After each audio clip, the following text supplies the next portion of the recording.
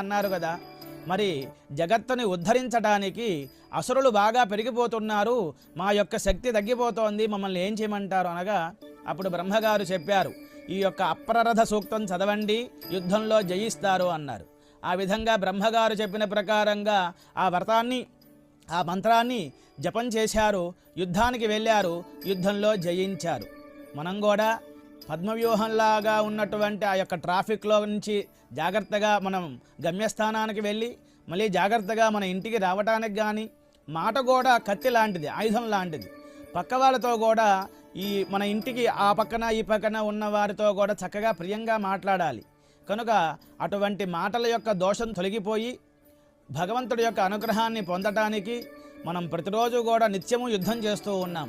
అటువంటి యుద్ధాలలో కూడా మనం జయం పొందుతామనేటువంటి ఉద్దేశంతో దేవతలు ఆ మంత్రాన్ని చదివినట్లుగానే మనం కూడా నెలకి ఒకసారి